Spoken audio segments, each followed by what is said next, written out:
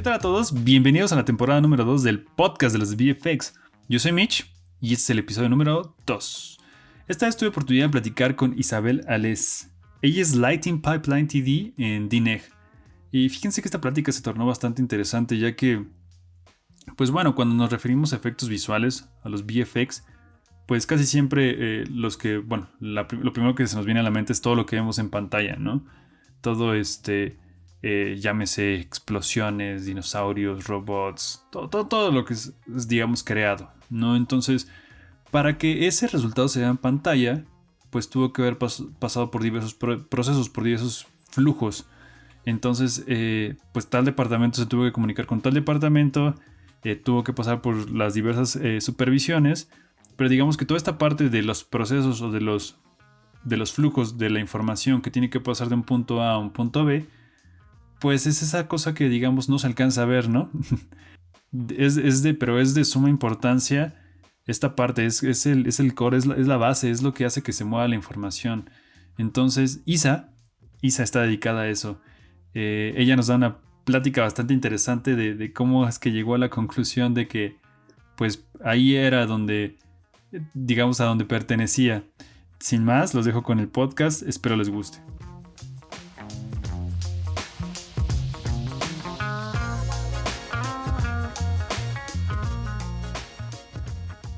Isabel Ales. Ales es correcto, ¿verdad? Ales, así es, sí. Muy bien. ¿Cómo estás? Pues muy bien, aquí, desgraciadamente ya no es verano, pero fuera de eso, bien. Muy bien, muy bien. Isabel es Pipeline TD en DNEG, o Double Negative. ¿Nos podrías platicar cuál es tu función o qué es lo que haces? Y bueno, específicamente, ¿qué es un Pipeline TD? Al final, pipeline es lo que, como el pegamento, ¿no? Como el que hace que el modelo vaya del departamento de modelado a que sea texturizado, a que sea rigueado, a que luego eventualmente sea animado, puesto en layout o lo que requiera el modelo, y luego luego ser puesto en escena, rendereado, puesto con luces, rendereado y comp.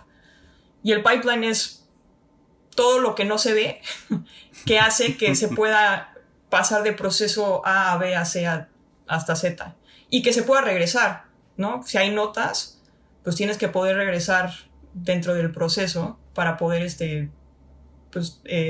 para que los artistas puedan, modificar lo que les hayan pedido el cliente para poder seguir adelante. Y el pipeline es, pues de un cierto modo es como pipeline literal sería como esos tubos, entre comillas, pero es ese pegamento que hace que las cosas fluyan dentro del estudio.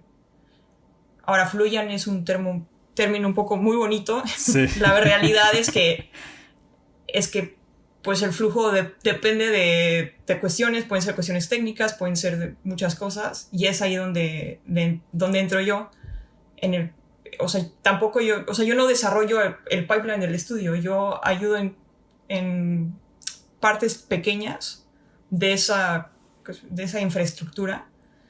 Y entonces, ahorita que estoy en DNEG, por ejemplo, soy Lighting Pipeline TD, más específicamente. Entonces, me enfoco en el departamento de lighting, y es ahí donde ayudo a, pues ya sea resolver problemas que tienen del día al día, ya sea técnicos, o a crear herramientas para que puedan hacer su trabajo de manera más eficiente. Por ejemplo, si tienen, por X o Y razón, si hay una actividad que tienen que hacer los artistas, pero que es muy monótona o que es muy repetitiva, que siempre es lo mismo. O sea, sí requiere de un ojo humano para ajustar, por ejemplo, que el círculo sí sea redondo, por decir algo, pero después, ya que está eso hecho, pues nada más sería clic un botón y que se haga el render o lo que sea que se requiera. Entonces, es como mi rol sería como transformar la parte tediosa en herramienta para que se requieran menos clics o para que justamente se pueda regresar o sea, para que se pueda, digamos, registrar lo que es el trabajo que se haya hecho para poderlo publicar dentro del pipeline general del estudio y para que el siguiente departamento lo pueda tomar. Ok. Más o menos. Oye, por ejemplo, ahí ahorita que mencionas eso, ¿cómo sería ese acercamiento? O sea, porque obviamente tu misión es facilitar, ¿no? A facilitar al Así artista es. que sea que ahora sí que se pueda concentrar más en lo artístico o en en lo que es su ojo y tú le des como esa facilidad de, ok, ¿cuáles son estas cosas o que se vuelven un poquito tediosas que se pueden resolver mediante, pues ahora sí que tus habilidades, ¿no? ¿Cómo sería como ese acercamiento? O no sé si tienes como algún ejemplo de alguna situación de algo que hayas tenido que implementar de acuerdo, no sé, algo que estaba siendo muy recurrente. Depende. Al final, o sea, yo prefiero hablar con el artista y literal sentarme con él. Ujú. Pero también, dependiendo de las compañías, igual hay más estructura o más, digamos, jerarquía. Entonces también es platicar con el jefe del departamento para ver qué es, o sea, el jefe del departamento ya sabe digamos, los problemas más generales a través de todo el departamento Ujú. y es esta persona quien te delega, pues como el ejemplo de lo que está sucediendo, cómo reproducirlo. Y entonces tú ya teniendo ese ejemplo ya puedes encaminarte a ver cómo lo resuelves. Ya sea con una herramienta, o sea, literal, tipo un software, Ujú. o puede ser con un workflow. O sea, no necesariamente es escribir código la solución, sino también puede ser, oye, si en vez de hacer ABC hacemos ACB, igual y funciona mejor, Ujú. por decirlo de una manera. Entonces es también como trabajar eso. Y al final bueno, por lo menos en mi opinión, si no te sientas tú a tratar de hacerlo, no vas a entender realmente el problema. O sea, no que yo sea artista, pero si no te sientas a tratar de hacer cada paso, pues no vas a entender como la totalidad del proceso. Ujú. Ujú. Y pues más difícil va a ser automatizar ese proceso, ¿no? Entonces tienes que, pues, ya sea con un jefe de departamento o con un artista, reproducir el problema. Por lo general nosotros en Pipeline preferimos, si podemos reproducir el problema con esferas y cubos, Ujú. con lo más sencillo, porque a nosotros no nos interesa, o sea, sí nos interesa que la imagen sea bonita, pero cuando estamos desarrollando no nos importa cómo se vea la imagen, lo que nos importa es poder trabajar rápidamente Claro. para poder tratar de crear esa solución. Sí, no. Entonces, lo último que queremos es escenas pesadas. Entonces, si lo podemos reproducir con esferas y cubos, pues lo reproducimos con esferas y cubos y así tenemos un ejemplo sobre el cual trabajar para llegar a esa solución de como automatización, o no necesariamente automatización de que el programa va a hacer todo por ti, sino de que te va a dar botones para justamente esas cosas tediosas estén compactadas en un solo botón Ujú. Ujú. conforme se pueda. Ok, ok, sí, claro, ya eso ya después o sea, ahora sí que lo escalarás a lo a lo que es a lo que tiene que ser, ¿no? Pero pues reproducirlo como en petit y, Así es. ¿no? Ok, ok, ok, qué interesante. Y oye, por ejemplo, aquí me surge una duda, o sea, no sé, digo, entiendo que DNEG es una de bueno, una de las empresas como muy grandes, o sea, en cuanto a, o sea, es muy robusta. Y, por ejemplo, aquí, no sé, si existe como ahorita que platicabas, o sea, yo estoy en la parte como de lighting, ¿no? Que estás ayudando como a la parte de ese proceso. Pero esas empresas al tener como un pipeline mucho más robusto, mucho más gente dedicada a que ayude a los procesos, existe como, no sé, te voy a poner el ejemplo, como el símil de, ya sabes, en comp tenemos como, no sé, al junior, al senior, tienes como que todos estos niveles, ¿no? En cuanto a compositor, ¿no? En cuanto a, digamos, a la parte de pipeline, ¿están dedicados por departamentos o tienes como ciertos rangos o vas como creciendo? Es nada más como duda de cómo es como el crecimiento del pipeline o la gente que se dedica en tu caso a esta parte. Depende mucho de la compañía. Ujú. sí, pues obviamente tienes gente que recién salió de la escuela y está empezando y por lo general corresponde a un junior, pero al final depende de la compañía y de cómo está estructurado el equipo de pipeline y R&D, porque puedes tener puedes tener un equipo muy pequeño de pipeline y que se dedica a hacer todo. Sí. Pero también puedes tener un equipo bastante grande de pipeline y tienes entonces a no sé, 5 personas que se dedican a asegurarse que la base de datos funcione bien. Otro equipo que se dedica a que el sistema de publicar los archivos también funcione. Otro equipo que se dedique especialmente por lo que dices comp, que se dedique especialmente a cosas relacionadas con comp. Por lo general se usa Nuke, entonces relacionadas con Nuke. Y luego tienes otra gente que se dedica a Houdini. Entonces, dependiendo de...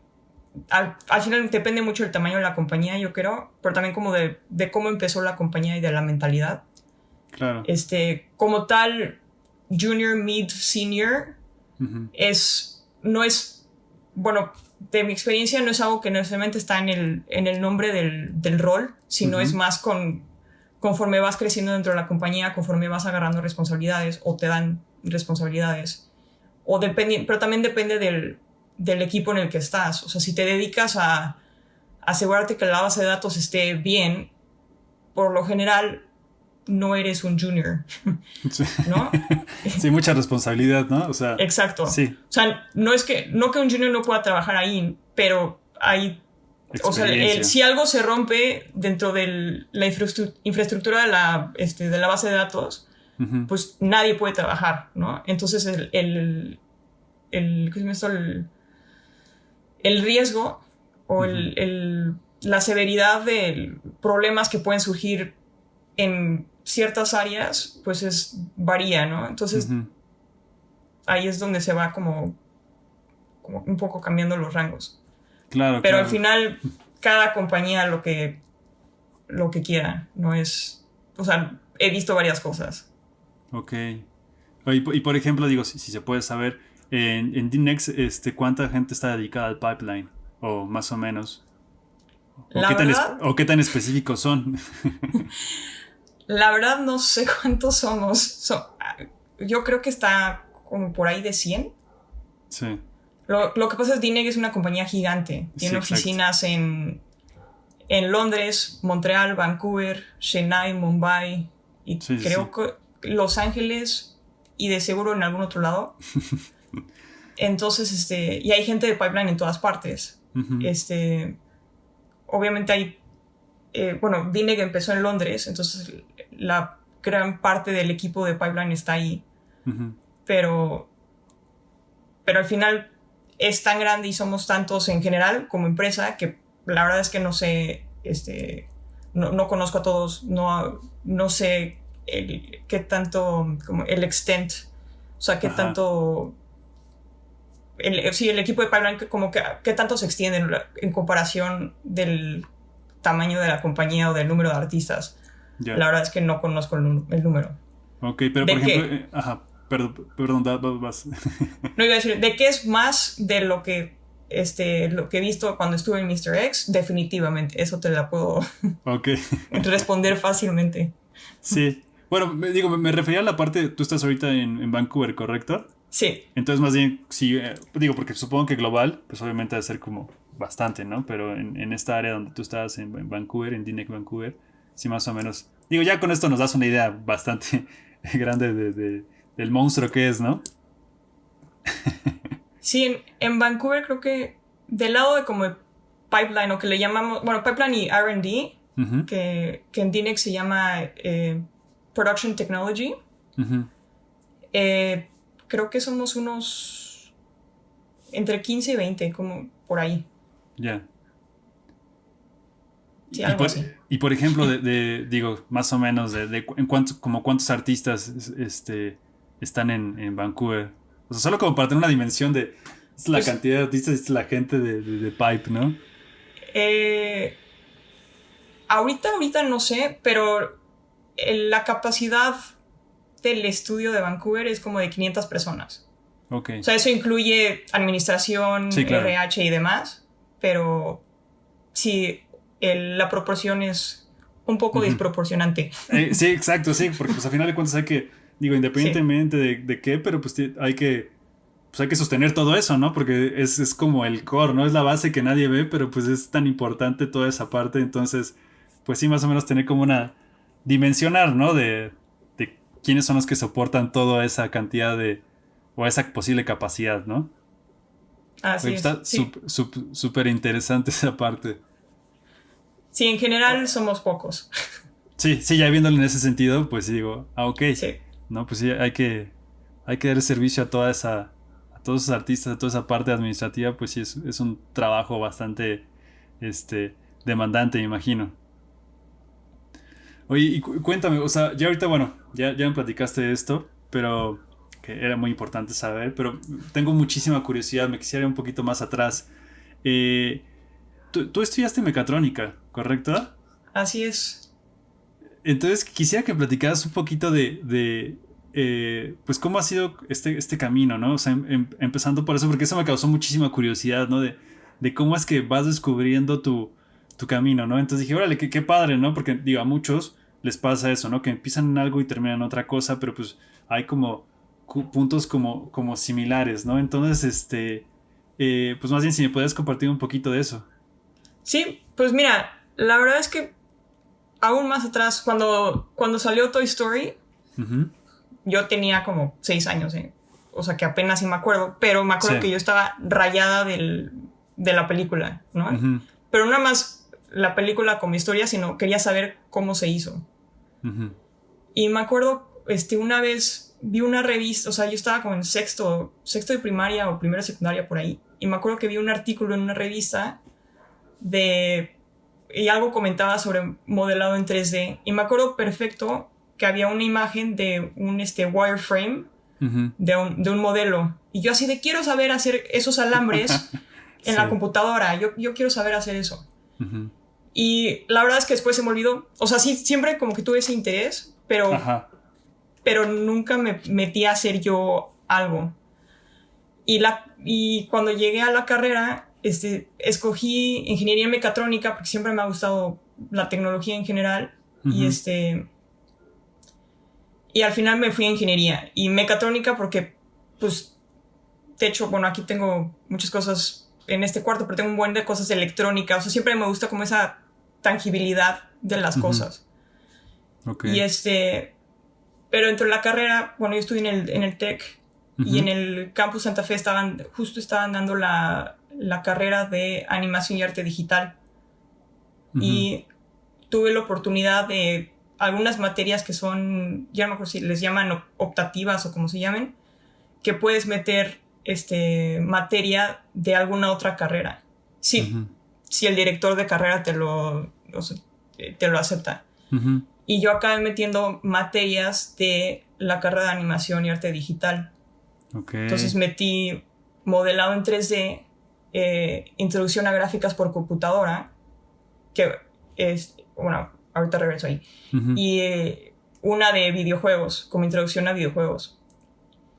Y la de introducción de gráficas por computadora, que al final era programación en C y como un poco de introducción a OpenGL. Ujú. Y la verdad es que esa materia fue la que me hizo que me diera gusto el programar. Yo antes, dentro de la carrera, pues sí había tenido que programar microprocesadores Ujú. para hacer como mover ya sabes, como mover el motorcito y hacer que Sí. la luz se prenda o cosas así, pero a un nivel como muy, muy bajo. Y la verdad es que yo lo odiaba, porque Ujú. también porque lo que había aprendido en la carrera era, sí, programar, pero tienes que programar algo que estás conectando. Entonces, ya sea lo conectaste mal o lo programaste mal o hiciste todo mal. Entonces, había como muchos puntos factores. Sí. muchos factores donde te podías equivocar y era medio frustrante. Y luego en la clase de gráficas por computadora, me encantó el hecho de que podía como escribir, haz cubo. Obviamente un poco más complicado que Sí, eso. sí, sí. Y veía el cubo en la pantalla. Y yo así de, sí, esto está increíble porque tenía como ese feedback Ujú. no instantáneo, por casi instantáneo de lo que estoy haciendo lo estoy viendo. Ujú. Y también como que me regresó a ese wireframe de esa revista. Y pues nada, entonces como que de ahí agarré. Y también creo que durante la carrera también tomé un curso durante un semestre extracurricular con aula virtual Ujú. de Maya. Entonces Ok. era como un AZ usando Maya. Entonces de modelado a rillar, animar, un poco de efectos y lighting y render. Tampoco soy artista, pero pues Ujú. eso también me dio hizo que aprendiera a usar Maya. La verdad es que yo antes, o sea, ubicaba Maya, pero no es como que la había usado, ¿no? Ujú. Ujú. Entonces, tanto con los cursos que tomé en la carrera como aprendí eso. Pero por ejemplo, aquí ya estabas en mecatrónica y dijiste, pues ya ni modo, termino esto y veo cómo me complemento con lo demás. No, más o menos, o sea, desde un principio sabía que tenía interés en eso, pero Ujú. quería estudiar algo con lo que sabía podía tener un trabajo. O sea, no que estudiar arte y diseño no te dé trabajo, no estoy diciendo eso para nada, Ajá, sino, ajá. sino para mí, o sea, yo no soy, bueno, comparado con amigos, yo no soy artista. Me Ujú. encanta el arte, pero yo no soy artista. Entonces yo sé que Ujú. si yo tratara de vivir de arte, no lo haría. Ujú. Entonces, pero me gusta mucho la tecnología, entonces, pues tratar de aprender, tener una cierta base para después poder construir encima de. Claro. Y desde el principio estaba también buscando, o sea, todavía no había acabado la carrera, que ya estaba buscando maestría Ujú. para, para poder dar ese paso a algo más. Ujú. Ujú. Ahora, la verdad es que no sabía que era el algo más. Yo no sabía Sí. que en efectos visuales podía usar tecnología combinada con arte.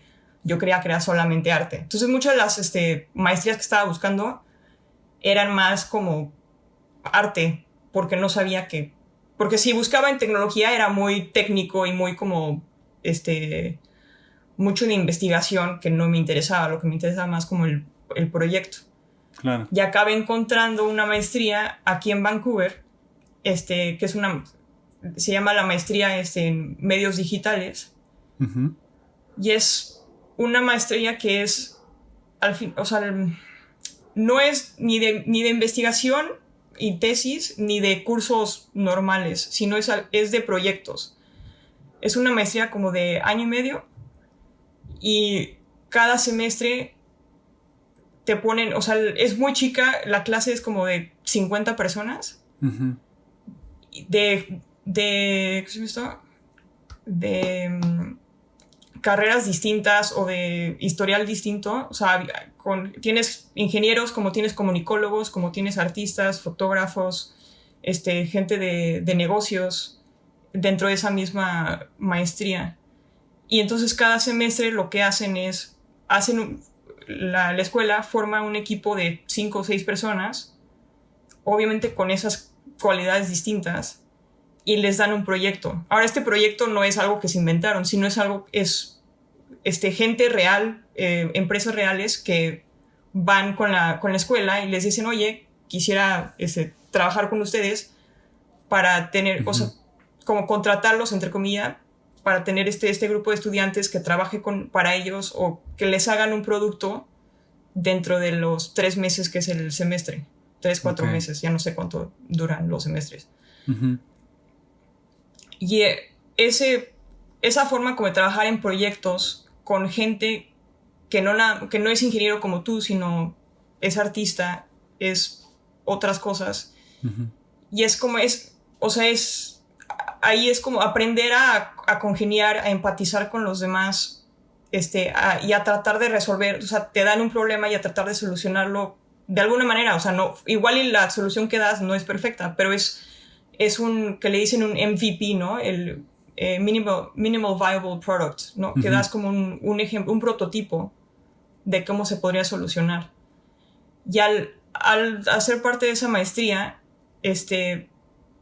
pues justamente al trabajar con artistas y con comunicólogos o demás, pues aprendí a poner un poco mis habilidades técnicas, pero al mismo tiempo artísticas o creativas, de diseño igual, y se podría decir mejor, para solucionar algunos, digamos, bueno, digo con comillas, problemas que nos daban estos clientes.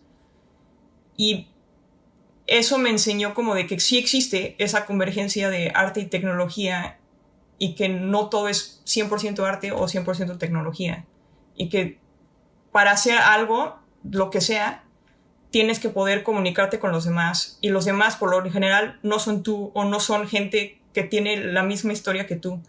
Entonces van a pensar distinto, y tienes que aprender, y es más como aprender a justamente a empatizar y a congeniar con los demás, y a tratar de entenderlos y hacerte entender, porque el lenguaje que usas tú igual no es el lenguaje que usa el otro. Entonces tienes que aprender como a encontrar ese medio para poderte darte a entender y entender a los demás. ¿Cómo eso que acabas de mencionar ahorita es súper, súper, súper, súper importante, ¿no? Porque eso es como una situación que en lo personal me tocó vivir mucho de cómo expresar algo técnico a alguien que no tiene que ver nada con este mundo, ¿no? Entonces es encontrar las palabras indicadas sin hacerlos sentir como que no saben realmente, y hacerlos parte de lo mismo, y es tener, como tú dices, esa empatía. Yo creo que es esos puntos como súper claves que a veces como damos cosas por hecho, ¿no? De que sabemos que nos entienden o que estamos en el mismo canal, pero te das cuenta que pues no tienen la misma historia que como tú, ¿no? Entonces ese punto se me hace, yo por eso quise hacer esta pausa, porque se me hace como súper importante resaltar esa parte de congeniar con esa persona para poderte comunicar bien, ¿no? Sí, así es, porque al final, por ejemplo, la carrera, pues la estudias con gente que está haciendo la misma carrera que tú. Exacto. Igual y tienes algunas materias en común con otras carreras, pero por lo general son similares. Entonces al final acabas con gente como tú, y pues lo que hablas, pues sí te entenderán porque están en la misma tarea que tú, ¿no? Pero una vez que sales y vas a la vida real, no todo el mundo estudió lo mismo que tú, o no todo el mundo habla el mismo idioma, entre comillas, que tú. Entonces tienes que aprender a darte a entender, y a entender, y también aprender a entender a los demás, a dar pausa y ¿qué es esto? Sí, entender a los demás, igual, justamente igual, y también tienen ese otro idioma, y tienes que aprenderlo y entenderlo. Y la maestría me dio mucho eso, y también lo que me dio la maestría es apertura al mundo en general, pero aquí en Vancouver. Entonces yo lo que hice cuando estaba estudiando maestría es que iba mucho a meetups y como eventos, bueno, ya sé si había conferencias, pero también hay eventos sociales, pero como de profesionistas, ¿no? Igual ya hay una plática sobre cómo hicieron los efectos de X película, o igual hay como un meetup de gente que hace videojuegos, ¿qué es esto? Independientemente. Porque hay una gran comunidad aquí en Vancouver por ejemplo, de videojuegos. Y yo también, hasta esa fecha, yo seguía pensando de que la única solución para esa convergencia de tecnología y arte era videojuegos. Ya. Porque pues es lo lógico, o es la respuesta fácil, ¿no? Pero pues al acabar la maestría y buscar trabajo, acabé encontrando, o sea, bueno, estaba buscando trabajo, y al final también participé como voluntaria en SIGGRAPH en 2014, que fue aquí en Vancouver. Y eso también, bueno, ese fue el primer SIGGRAPH al que participé como voluntaria, entonces no pude ir a mucha plática, pero, pero también me abrió los ojos a ver que hay todo un mundo de gráficas en general, y que no se para en lo artístico o en lo completamente científico, sino al contrario, hay como toda una mezcolanza. Y que entonces como que me abrió la puerta, de alguna manera puedo caber ahí, o sea, hay algo en lo que puedo ayudar ahí, ¿no? Y acabé encontrando un trabajo en Toronto con Mr. X, y al final ese es mi primer trabajo dentro de la industria de efectos visuales. Ok. Pero, por ejemplo, digamos, ahorita lo redujiste como muchísimo. Sí. Sí, fue así como... Pero pues en ese inter entiendo que digamos que entre SIGGRAPH y Mr. X, o sea, veo que estuviste haciendo muchísima investigación, ¿no? Porque pues estuviste en Suiza, en Canadá, en Nueva York. Entonces es como, Sí. o sea, ahorita dije, ok, no, digo, está súper padre todo lo que estás mencionando, pero, o sea, creo que hubo muchísimo más, o sea, muchísimo más ahí en ese inter, ¿no? Estuviste haciendo muchísima investigación. Supongo que a partir de la maestría ahí como que se empezó a mover todo eso.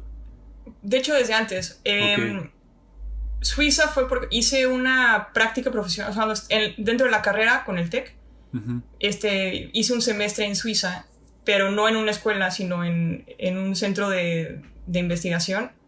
Y eso me lo revalidaron como un semestre de estudios. Ok. Y ahí, bueno, el centro era un centro de investigación de Cemex. Entonces, al final, ahí estuve trabajando, tratando justamente de hacer un prototipo para hacer para poder desarrollar pruebas que se le hace al mortero y al cemento para poder calcular la expansión y el crack, o, bueno, de distintas cosas del cemento que la verdad es que ya no me acuerdo. Ujú. Pero, pero, ajá, o sea, eso fue en Suiza, es práctica profesional que me revalidaron como estudios, pero que no tiene nada que ver con gráficas, sino Claro. era, pues al final más bien con mecatrónica, o sea, con cosas físicas y sensores, y luego pues análisis de esa información. La verdad es que ahí aprendí, yo creo que lo que más aprendí ahí fue porque al principio, como que para ese entonces, yo ya estaba como en sexto o séptimo semestre de la carrera, Ujú. y ya estaba medio harta con la carrera. Sí. Y y lo que me dio ese semestre fue como una pausa de puro estudio, de ir a clases y como que no ver el más allá. Y me dio ese más allá, me dio como esa experiencia en el momento de lo que he aprendido, sí me sirve, sí me ha servido y me va a servir. Ahora, de científica no tengo gran cosa, pero ahí pude aplicar conocimientos, bueno, de la carrera y de otras cosas o sea, para tratar de desarrollar al final había un paper sobre una prueba en específico que se le hace al mortero y Ujú. tratar de desarrollar los sensores, bueno, no literal yo hacer los sensores, sino como la prueba, el workflow, Ujú. si lo quieres ver de otra manera, Sí. el pipeline Sí, sí, que sí. se le tiene que dar para poder hacer esa prueba. Ok. Entonces, y que necesitas ciertos tipos de sensores, pero necesitas que eso esté conectado y necesitas que eso tome los datos, hacer el análisis de los datos, las fórmulas, lo que sea que se requiera, y hacer esas pruebas. O sea, literal, pues el cemento no se va a hacer solo, entonces también pues mezclar, y como en el caso del cemento y el mortero, pues es química, entonces también, si le echas más del producto X, Y, Z, pues se va a hacer más así, entonces ya esas son las pruebas que haces, ¿no? Al final, si le pones más agua, ¿qué pasa? Si le pones más agregados, ¿qué pasa? Si le pones más, no me acuerdo cómo se llama el químico que le echan, ¿qué pasa? ¿No? Y si lo Ujú. pones en o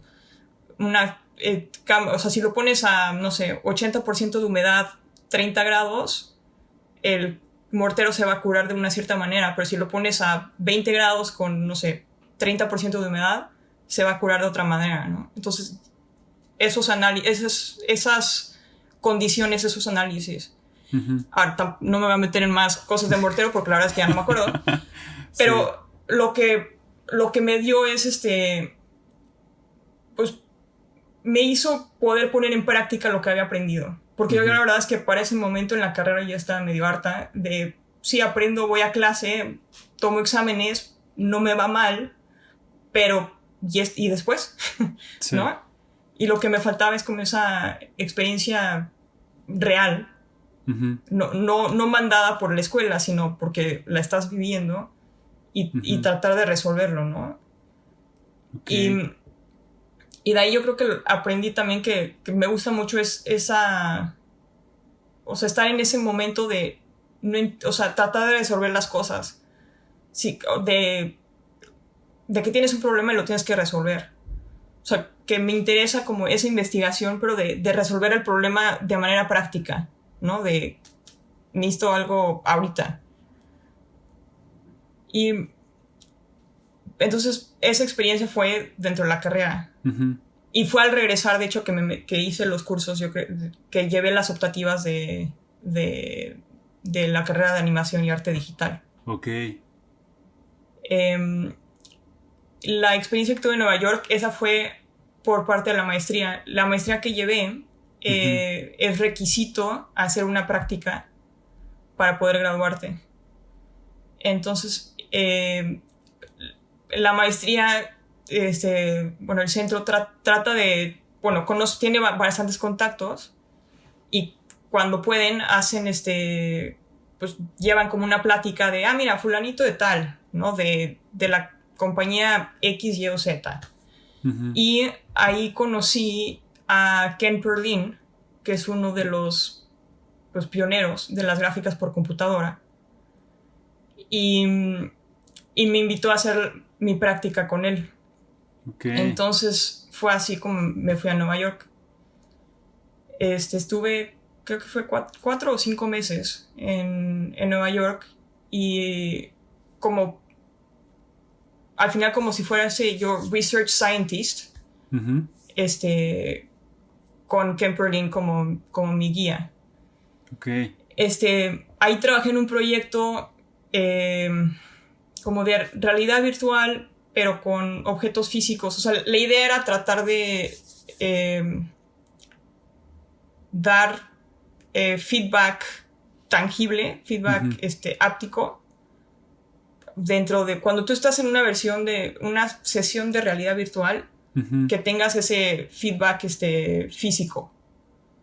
Entonces, okay. Esto fue 2013-2014, entonces existía el Oculus Rift, pero la versión SDK 1, o sea, creo que todavía no existía nada, y el HTC Vive y todo eso todavía no existían. Okay. Entonces nada más existía el Oculus Rift, el 1 y el SDK, ni siquiera la versión comercial. Uh-huh. Entonces era pues con eso, que obviamente con resolución súper mínima, uh-huh. y era tratar de dar ese feedback. Y lo que al final con motores, o sea, justamente con mi conocimiento de mecatrónica, lo que desarrollé, ahora, la idea era hacer un paper, pero no llegamos hasta ahí. Y lo que acabé desarrollando era como una máquina que, o sea, al final tú en tu sesión de realidad virtual lo que veías eran montañas. Okay. Y tú con la mano movías como como si fuera un lápiz uh-huh. que estaba conectado con motores y con máquinas. Y este lápiz flota en una superficie, flota, se desliza en una superficie plana, pero uh-huh. Se mueve, o sea, lo estás moviendo en una superficie plana, pero donde lo estás agarrando se mueve hacia arriba y hacia abajo, con motores. Uh-huh. Y ese movimiento corresponde a lo que estás viendo. O sea, okay. Si tú estás viendo, o sea, si tú tú estás viendo una montaña, ¿no? Uh-huh. Y tú mueves tu lápiz de enfrente hacia atrás y justo hay una montaña, tu mano literal sube y luego baja. Ok. Y porque hay como papers y cosas de análisis un poco, no sé si son fisiológicos, psicológicos, de que si vendas a alguien, o sea, si separas un poco la visión del hay análisis de que uh-huh. puedes truquear y hacer que la gente piense que está sintiendo algo porque lo está viendo. Ok, sí, puedes sentir la sensación al verlo, ya te imaginas cómo sería la textura o algo así, ¿no? Exacto. O sea, hay como varios análisis como si con una pelota chiquita, pero están viendo algo grande y piensan que es grande. O sea, como hay que varias cosas así. Sí. Obviamente, si la forma cambia completamente, ya es un poco extrema la situación, pero la idea era como tratar de usar esas ideas de que si tú lo estás viendo, entonces es más posible que tu cerebro crea que lo esté sintiendo. Obviamente uh-huh. tienes que ayudar a que lo sientan, ¿no? O sea, si no hay nada si te estás viendo y no hay nada en que puedas agarrar, pues claro, no estás agarrando incentivarlo, algo. Sí. Pero si le das algo que lo agarre, y si esto lo mueves de cierta manera como que sea uno a uno con lo que estás viendo, entonces realmente lo crees. Uh-huh. ¿No? Era como hacia allá que iba como el desarrollo del sistema. Y eso fue lo que hice en Nueva York. Y la verdad es que lo que aprendí allí es pero más a nivel personal, Sí. es que la investigación completamente científica como o sea, la investigación, por ponerlo así, a mí no me interesa. Hay gente que sí, muy bien por ellos, pero para mí no, o sea, yo necesito como algo más Un objetivo. exacto. Uh-huh. Y eso, o sea, esa práctica me dio eso. Mis profesores de la maestría estaban un poco tristes así de, yo creía que ibas a hacer investigación. Y así, no, esto no es lo mío. Pero me dio, al final o sea, muchas de esas cosas que he hecho, ya sea pues un poco por suerte de que me tocaron, pero también porque pues le he rascado para encontrar oportunidades, me han enseñado de que no necesariamente es lo que me gusta hacer, pero de no haberlo intentado, no sabría si sí me gusta o no me gusta, ¿no? Claro. Entonces, esa fue la práctica en Nueva York. Okay. Y fue ahí, entonces justo regresé a Nueva York en 2014, o sea, para ya graduarme oficialmente de la maestría, y fue ahí cuando, fue poco después que fue el SIGGRAPH, y que fue cuando hice el voluntariado. Ok. Qué interesante, la verdad. Por eso sí quería que ahondaras en eso un poquito, porque dije, aquí hay muchísima información que nos va a dar muchísimo más entendimiento. Y esto me viene una pregunta. Tú que, o sea, es que, no sé, ahorita que ponías el ejemplo de Toy Story, yo que estaba interesado, o bueno, vi los wireframes y dije, ¿qué es esto, no? Y yo cuando la vi dije, pues sí, me apantalló, pero digamos, igual mi despertar fue mucho más tarde, ¿no? Un poquito más lento, por así decirlo. Pero, pues obviamente, digo, por lo que veo, o sea, aparte de que, pues obviamente como tú lo dices, ¿no? Tú buscas las opciones, aunque no sabías tal cual, pero, o digamos cuál iba a ser la línea, pero decías, voy a intentarlo y voy a ver qué saco de eso, ¿no? Pero, ¿qué consideras que en ti en particular ha sido lo que te ha mantenido como constante? ¿O dónde crees que nace esa parte como, llamémosla como de análisis, porque pues obviamente creo que no es algo como, entiendo que viene como desde que eras como súper chica, ¿no? Porque, digo, con el simple ejemplo de que dijiste Toy Story, el wireframe, o viste eso y te llamó la atención, pues ya ahí estás pensando diferente, ¿no? Entonces, ¿qué crees o sea, o qué haya sido en ti, o cómo te motivaron, o qué fue lo que te motivó a ti para, pues supongo que este pensamiento no es algo de ahorita, es algo que traes como desde de toda la vida, ¿no? Pues yo creo que en parte siempre me ha gustado como agarrar las cosas y desarmarlas o armarlas. Uh-huh. Siempre me ha gustado como hacer rompecabezas y cosas así. Uh-huh. Igual, la computadora, siempre he estado como tratando de a ver qué pasa, ¿no? Uh-huh. Hasta un cierto extremo, creo que hasta la fecha no he roto nada, pero siempre como que busco pues afán de entender las cosas. Es más como por entender cómo funciona, más que por necesariamente querer hacer lo mismo. Uh-huh. Y no sé, siempre me ha interesado. Entonces siempre he tenido como ese interés, y en la tecnología en general. Y la verdad es que mis papás siempre, o sea, nunca me dijeron que no. Siempre como, sí, mira, juega. Uh-huh. con que no estés viendo la tele, prefiero que estés aprendiendo, ¿no? Sí, claro. Y y de ahí, y yo creo que en parte también es porque yo creo que me aburro fácil. Ajá. Y lo que, por ejemplo, lo que me gusta del trabajo en cuanto a pipeline en VFX es de que no hay manera de aburrirte. Siempre hay un problema, siempre hay algo, siempre hay algo que resolver. O sea, aburrirse es muy complicado. Sí, siempre salen cosas muy curiosas, ¿no? ¿Cómo es que llegaste a eso, no? ¿O cómo es que...? Sí. Y también la tecnología, o sea, en el mundo de VFX, la tecnología avanza también tan rápido que también siempre hay algo que aprender. Y uh-huh. Regresando como a mi personalidad en general, yo creo que es en parte eso, ¿no? Si me aburro fácil, pues para no estar pegada en la tele, bueno, también hay veces que me pego a la tele porque, pues, ¿por qué no?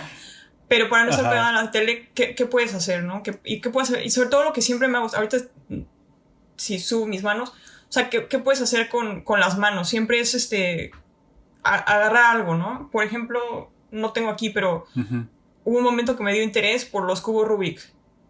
Y estaba yo con cubos, y así nos obsesionamos varios. De hecho, en la carrera éramos como unos 4 o 5 con su cubo Rubik en todas partes, caminando por los pasillos. ¿No? Es como ese interés de tener algo en las manos y poderlo solucionar. O sea, como poder encontrar la solución.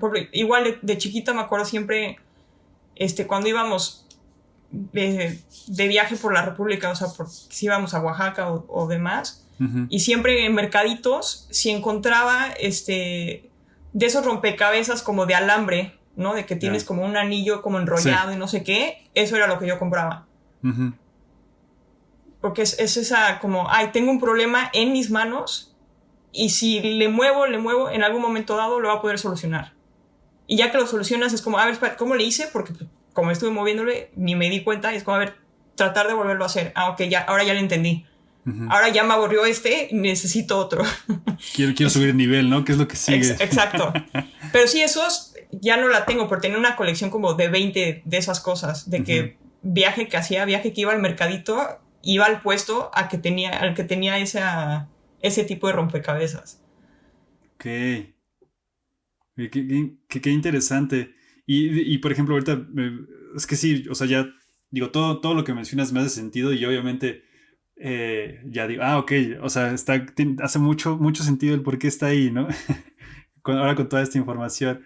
Y si, por ejemplo, y si viéramos ahora de dónde empezaste y dónde estás, ¿qué tú considerarías, por ejemplo, si yo, no sé, o alguien quisiera hacer o meterse o ser en esta parte, dedicarse al pipeline, pero no sabe, ¿no? Y igual tú tuviste que pasar por muchas áreas y ir descubriendo eso poco a poco, que es parte del proceso, pero ¿qué crees que necesitaríamos, no sé, ya sea estudiar o qué talentos o qué aptitudes, de acuerdo a lo que ya has visto, lo que has vivido, se necesitan? Que bueno, ya has platicado un poquito, ¿no? O ya has estado diciendo como puntos, ¿no? Pero si los pudiéramos poner como en resumen, ¿tú qué consideras que se necesita para hacer ya ahora sí que específicamente un pipeline TD? La verdad es que sin nombrar carreras, bueno, por ahora, sí, lo que necesitas es como esa sed por tratar de solucionar las cosas, ese sed por tratar de entender y por siempre tratar de aprender más. Porque al final, y también yo creo que también al ser artista, digamos, de modelado, de lo que sea, o sea, el saber hacer tu trabajo es una cosa, pero eres mejor si siempre estás aprendiendo más, si puedes evolucionar ese conocimiento que tienes. Entonces es un poco esa aptitud a aprender, pero bueno, aprender en lo que te interesa y poderlo aplicar, como aprender y aplicar sería como en términos súper generales. Sí. Y solucionar problemas. Yo sé que todo el mundo dice, sí, problem solver, ¿no? Así, solucionar problemas. Sí, pero solucionar un problema de manera, por ejemplo, en la producción hay veces que la solución perfecta, pues igual y no existe. La que le sigue, que igual iba a funcionar de aquí a 5 años, pues no tienes tiempo para hacerla porque necesitas la solución para ayer, ¿no? Entonces también tienes que, necesitas esa flexibilidad de entender la situación y también de entender qué sabes para ver qué puedes aplicar, ¿no? Para solucionar y para poder llegar a algo práctico que es bueno para todos. Ahora, tener la solución perfecta sí estaría increíble, pero justamente como nuestro mundo de efectos visuales avanza tan rápido, esa solución perfecta es muy probable que en 2-3 años ya no sirva. O no es que ya no sirva del todo, sino se tenga que mejorar o modificar. Claro. Entonces, en vez de gastar tu tiempo en pensar en algo, o sea, sí tienes que pensar en algo como a largo plazo, pero no a tan largo plazo, ¿no? Tienes como que entender cuál es ese medio. Y ahora, en cuanto para pipeline, si ves más como a carreras, pues, o sea, bueno, yo estudié mecatrónica. Lo que me dio la mecatrónica es como esa base no nada más la base técnica, pero también la base como de pensamiento, ¿no? Porque al final lo típico es que una ingeniería es más como cartesiana, ¿no? De que es más, como que el approach es más, justamente a resolver esos problemas, a ir como de lo chiquito a lo grande, ¿no? Uh-huh. Entonces como que te da esa mentalidad. Ahora, obviamente, la lógica es la carrera de computación. Y si puedes enfocar computación a gráficas por computadora, pues mejor. Pero, por ejemplo, yo conozco a gente que hace pipeline y shaders y cosas así. Y, por ejemplo, un señor que estudió música. O sea, él era músico profesional y después de un rato, o sea, pero siempre le había gustado pues, otras cosas. Y después de un rato se hartó y dijo, bueno, pues voy a hacer pipeline y shaders. Y la matemática que se requiere para hacer pipeline y shaders es matemática bastante avanzada, la verdad. Uh-huh. Que en teoría yo la estudié hasta un cierto punto. Y luego me preguntaba cosas y yo así me acuerdo de esa palabra, pero la verdad es que ni idea de cómo, o sea, hoy en día no te la sé aplicar.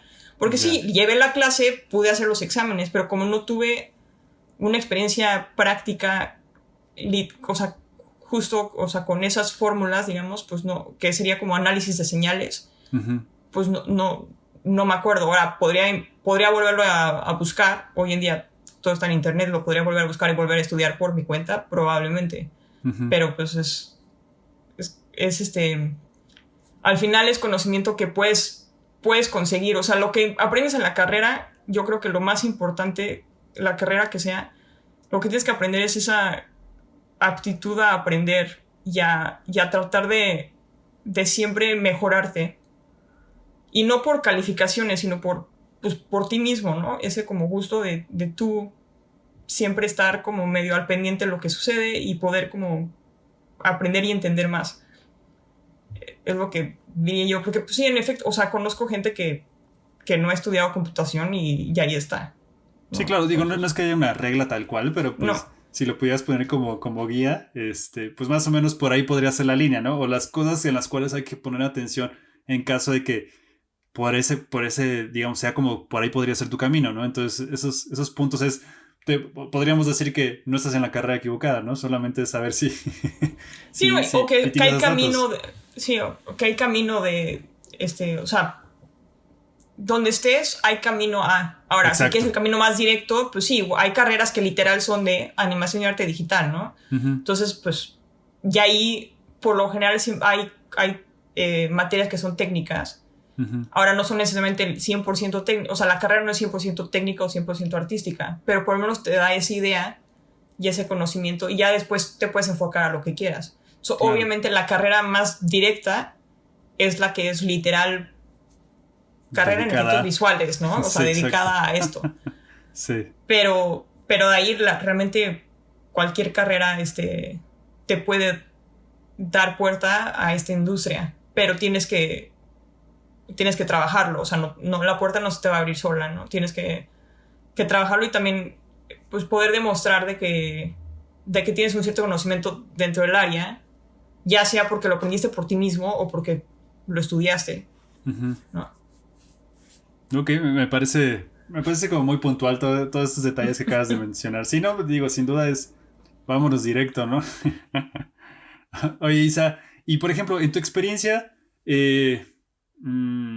¿dónde crees o cómo ves que cómo puedes aplicar la creatividad? O sea, en un entorno que podría pensar que podría ser como específico, pero ¿cómo podrías tú aplicar o has tenido la oportunidad de aplicar, no sé, esta parte como creativa? Supongo que sí, ¿no? Pero pues no sé si tengas como algún ejemplo o algo particular que te haya sucedido de cómo aplicar la creatividad siendo, digamos, que esta parte técnica. Pues, mira, te voy a responder como en dos partes. Uh-huh. Yo cuando estuve en Mr. X, como al ser empresa más pequeña que DINEG, uh-huh. Pude, o sea, yo por mi cuenta, yo tenía interés de aprender a usar Massive, que era el software que se usaba, no sé si se sigue usando ahorita, para hacer simulación de multitudes, para hacer crowds. Y pues nada, yo me di, o sea, yo lo que traté de hacer es ir en fin de semana o quedarme tarde durante los días para tratar de aprender el programa. Y luego se dio de que habían varios shows y las personas, o sea, los artistas de crowd estaban saturados de trabajo con algunos shows más grandes, y acababa de entrar un show más pequeño que requería crowd, y los productores y los supervisores, sabiendo que había yo tratado de aprender Massive, me dijeron, oye, ¿quieres hacer shots? Yo así de, okay. Bueno, ¿están seguros? Y entonces tuve la oportunidad de hacer shots de crowd en varios shows, de hecho. Ok. Entonces ahí literalmente apliqué creatividad, obviamente con las notas que recibes del cliente, pero pude aplicar pues una cierta creatividad de manera muy técnica, porque al final crowds es algo muy técnico. O sea, yo no estoy haciendo el performance de la animación, yo no me estoy poniendo esos monitos y diciéndoles, oye, si, no sé, como que pones condiciones, ¿no? Porque al final crowds es como programar, pero con animación, por simplificarlo. Sí. Entonces, pues literalmente pude hacer shots y aplicar creatividad a algo que se ve dentro del show, dentro de la pantalla, algún pixel, ¿no? Algo que se ve dentro de la pantalla. Sí, claro, sin duda, digo, y eso qué padre, ¿no? Porque siempre, digo, Pipeline está escondido, está atrás, es el core de todo, pero pues, o sea, qué padre poder haber ido, digamos, poder experimentar esa parte, ¿no? Decir, ok, ahora ya lo estoy viendo, ¿no? Es todo visible. Sí. Y ahora te dije que le iba a responder en dos partes. Esa sería una, porque tuve esa oportunidad de hacer shots, que obviamente no es necesariamente lo que le pasa a todo el mundo que está en Pipeline. Entonces, por otro lado, si me quedo nada más en el mundo de Pipeline, pues al final es justamente trabajar en esas herramientas que ayudan a los artistas para poder hacer lo que les piden. Entonces, por ejemplo, con el ejemplo de crowds, igual el trabajar con el CG supervisor y con el supervisor de animación y demás para conseguir una herramienta que les pueda, digamos, que les permita instanciar clips de animación para que no es un crowd inteligente, pero si al final tu shot es de, no sé, 40 o 50 frames y tu clip de animación es de 100 frames, pues ahí lo puedes acomodar y ajustar y ya está, no necesitas esa como inteligencia. Y si tú luego lo instancias varias veces y le cambias un poquito qué parte de esos cuadros de animación empiezan a jugar en ese momento, pues ya tienes como un crowd tonto, porque no sabe si reacciona o no reacciona, nada más lo estás poniendo ahí.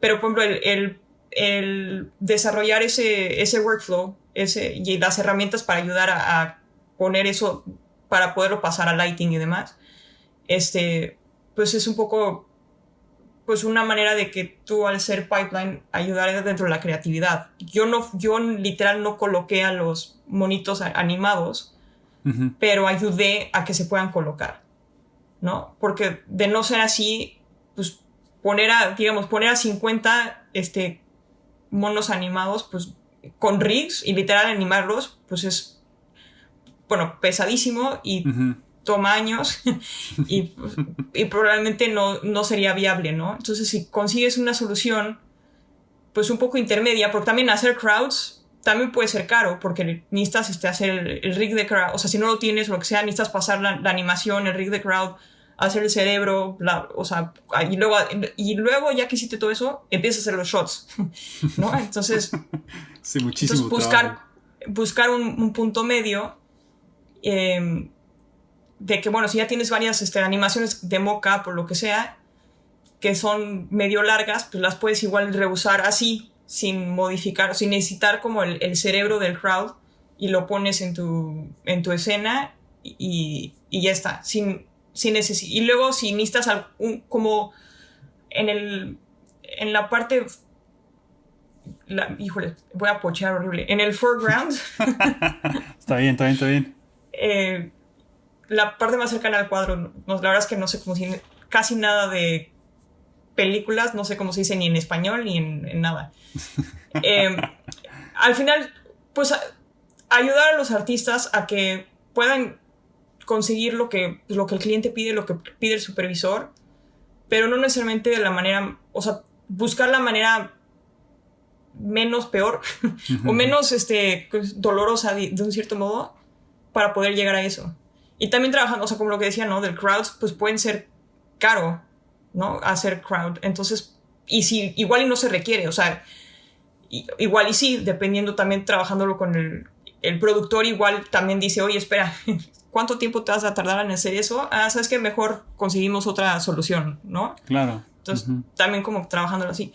O sea, al final, de un cierto modo es como creatividad, no por literal el pixel que acabó en la pantalla, pero creatividad por cómo llegó ese pixel a la pantalla.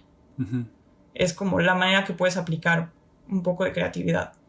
Y la verdad es, ahora a mí me encanta el ver a los artistas y el ser agradecida por los artistas de que pudieron hacer su trabajo, o de que cuando sale el shot y tú lo ves y dices, wow, está increíble. Y cuando te dicen, pues bueno, en parte es gracias a ti. Es como, bueno, pues yo artista no soy. Es como, sí, pero de no haber tenido la herramienta A, B, claro. C, pues llegar a esto hubiese tomado más tiempo, ¿no? Entonces, es un poco esa... O sea, es creatividad, no necesariamente literal en cuanto al pixel, sino más en cuanto a la forma de solucionar, la forma de llegar a hacer las cosas, ¿no? Es más bien como creatividad de diseño, pero como diseño funcional. ¿No? Sí. No digo, sin duda hay un montón, porque pues es cómo llego a esa solución, ¿no? ¿Cómo es que hago? ¿Cómo les doy esa? O sea, porque tú quieres que ellos estén bien, ¿no? O sea, o quieres darles como esas herramientas, ¿no? Entonces, digo, sin duda, creo que hay muchísima en la aplicación de... Solamente quería saber cómo tu visión al respecto de eso, ¿no? Y lo cual se me hace como súper interesante y me imagino, o sea, creo que sí ha de ser muy satisfactoria la parte de, oye, pues, o sea, creo que a veces como al estar, como que intuimos que solamente lo que es visual es parte de o es de la parte del artista, ¿no? Pero pues este es un trabajo de mucho equipo, ¿no? Entonces todas las personas cuentan en la suma del resultado de lo que estamos viendo ahí, ¿no? Entonces, qué padre, está bastante interesante esa parte. Oye, y sobre esto, ¿cuál ha sido el que tú consideres, no sé si llamarlo el proyecto más complejo o la experiencia más complicada o la de mayor aprendizaje que has tenido ahora, digamos, ya estando netamente metida en la parte del pipeline? Pues, no diría que sea la más complicada, pero lo más, hasta la fecha para mí lo más satisfactorio es el haber podido trabajar con Vikings, el proyecto con Mr. X, porque, bueno, en parte el equipo fantástico y sí, porque también trabajé como crowds, pero estaba haciendo shots y al mismo tiempo haciendo pipeline. Pero el poder hacer parte de ese como ecosistema y poder ayudar y saber que muchos de esos píxeles son gracias a las herramientas que ayudé a hacer. O sea, no es como que yo no las hice tampoco de cero, pero que ayudé a hacer. Entonces y ahorita, o sea, también lo nombro ahorita porque literal Vikings acaba de ganar el Emmy. Claro, hace un par de días. Ahora, yo para la temporada 6 yo ya no trabajaba en Mr. X, pero aún así siento que ayudé, que soy parte de ese equipo. Mi nombre no está en la lista, pero no me importa, ¿no? Es como ese orgullo de poder llegar hasta ahí con ese trabajo de, pues, que no se ve, pero sé pero por lo general se aprecia por los artistas, ¿no? Que trabajan ese día a día. Entonces no es que sea lo más complicado ni nada, pero es como esa... Sí, es satisfactorio, ¿no? El haber hecho, el poder haber contribuido en esa, como dices, en la construcción de esas herramientas que seguramente igual se siguieron ocupando para las siguientes temporadas, ¿no? Entonces decir, es como, yo fui parte de eso, ¿no? Así es. Ok, ok, súper, súper, súper padre. Oye, digo, ya casi estamos en la parte final.